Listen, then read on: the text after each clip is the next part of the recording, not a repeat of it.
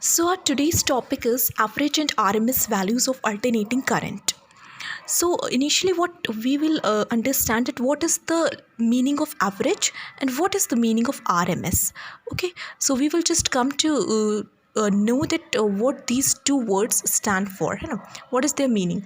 So first thing which you need to keep in your mind is कि जो average है, its another name is mean, है ना. It means if somebody asks you to find out average value, then or if somebody asks you to find out the mean value, then that thing is same. Okay, तो average का ही दूसरा नाम है mean. ठीक है, उसी तरह से आरएमएस का ही दूसरा नाम क्या है? Effective.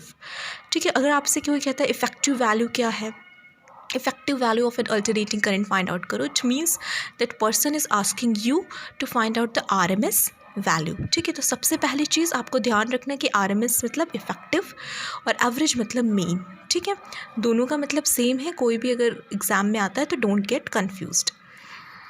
Okay, so here you are seeing an alternating waveform. It is not purely sinusoidal, it's not sine wave, but yes, it is a form of sinusoidal waveform. Okay, so here what you are seeing that it is an alternating current, positive half cycle and negative half cycle.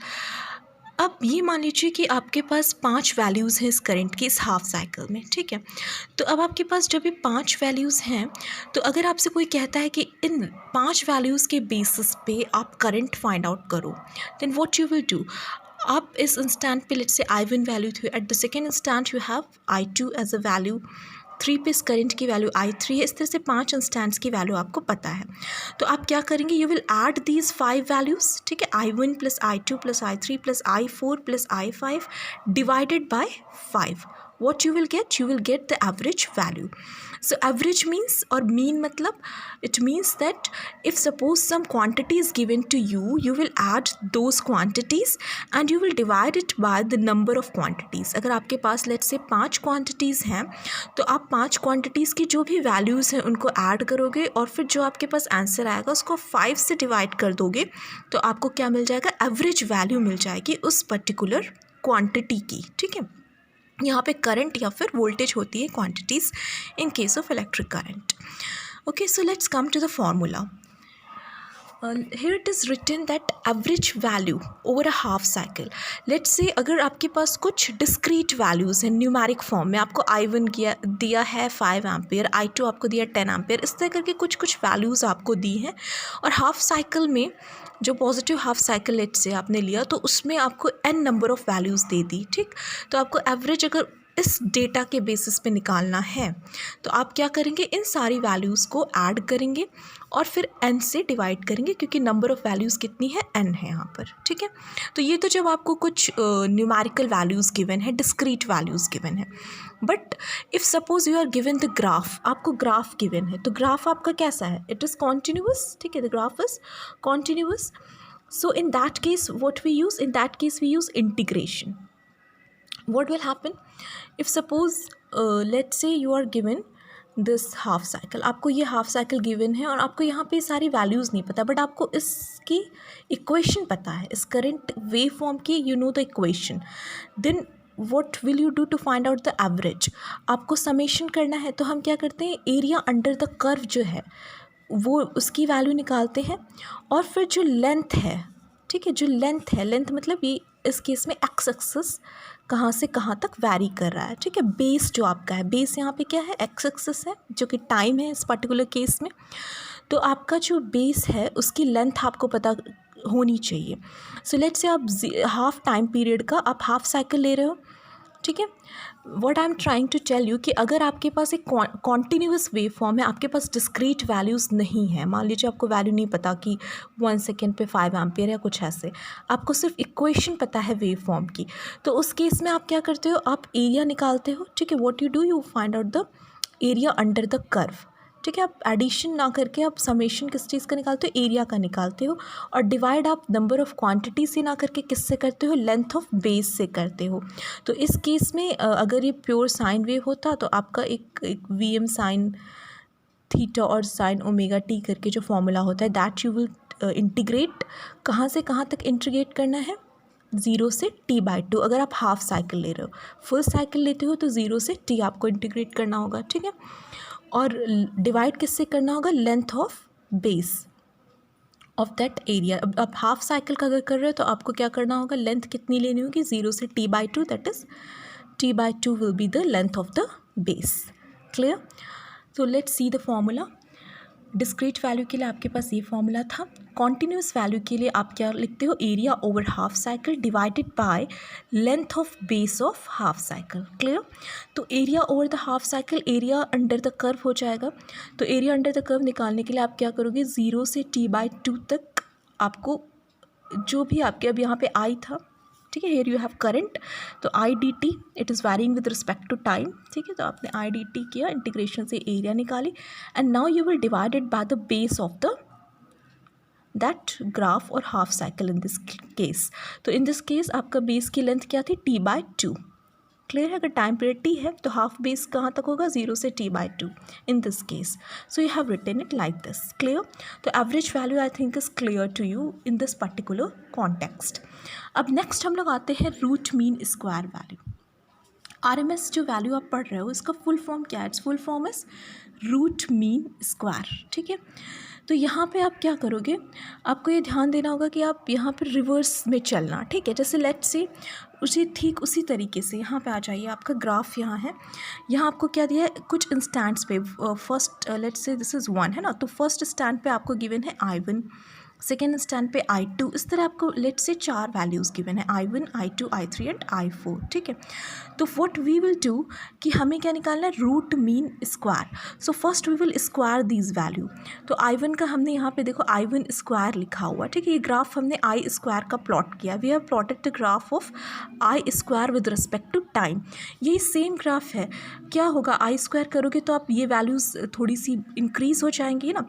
जो negative half cycle है वो square के time that will also get positive, है ना, minus, let's say यहाँ पे -5 value है ना, आई लेट्स से कुछ टाइम इंस्टेंट पे, तो जब आप स्क्वायरिंग करोगे तो इट विल बिकम 25। तो ये अब आप प्लॉट करोगे आई स्क्वायर इस टाइम पे भी, तो it will be some positive value, है ना। तो अल्टीमेटली आपका जो ग्राफ है आई स्क्वायर का, वो दोनों हाफ साइकिल आपके पॉजिटिव ही आ जाएंगे इन दिस पर्टिकुलर केस। तो अब आपको क्या करना है, रूट मीन स्क्वायर निकालना। तो first you will find out the square, square आपने निकाल लिया। Now the next step is to find out the mean, ठीक है। हमें यहाँ से रिवर्स डायरेक्शन में चलना है, पहले आपने स्क्वायर्स निकाले, फिर आप निकालोगे मीन, मीन मतलब एवरेज, है ना। तो मीन निकालना, आपको एवरेज निकालना, तो सारी स्क्वायर्स को आप कर दोगे ऐड, और जितने नंबर ऑफ वैल्यूज़ हैं उससे करोगे डिवाइड, आपको मिल जाएगा क्या, मीन मिल जाएगा ना। उसके बाद जैसे यहाँ पे किया हमने I1 square, I2 square, I3 square, इस तरह IN स्क्वायर तक आपने ऐड कर दिया और फिर डिवाइड कर दिया n से, क्योंकि आपके पास कितनी वैल्यूज़ होंगी, फर्स्ट, सेकेंड, थर्ड, इस तरह करके आपके पास n नंबर ऑफ़ वैल्यूज़ ही होंगी। अभी भी आपने स्क्वायर किया, आपने नंबर ऑफ़ वैल्यूज़ नहीं बढ़ाए हैं, ठीक है, आपने सिर्फ स्क्वायर किया है जो गिवन वैल्यूज़ थी। सो व्हाट्स हैपनिंग, ये I1 इन सबका स्क्वायर कर दिया, डिवाइड कर दिया हमने, n से मीन आ गया। अब नेक्स्ट हमें क्या करना है, we will do take the under root of this expression. तो आपको क्या मिल जाएगा, रूट मीन स्क्वायर।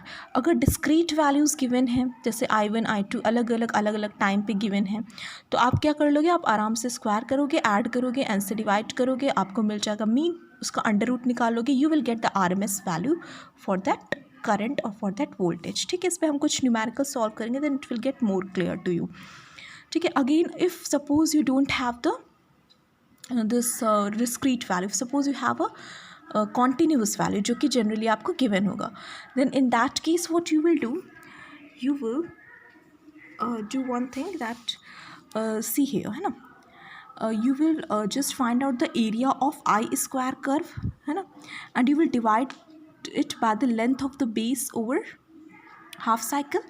क्या करोगे, जैसे I है आपका, I let's say I अगर साइन वेव है तो it will be I M sine omega T, है ना, तो आप उसका पहले स्क्वायर करोगे, it will be I square sine square omega T. Then what you will do, you will find out the area, तो for that you will have to integrate it, जैसे कि हमने यहाँ किया है। लेट्स सी हियर, या see it is I square D T, जो भी आपका आई है आपने इसकी स्क्वायरिंग कर दी। अब वो जो भी इक्वेशन होगा that we will see, okay.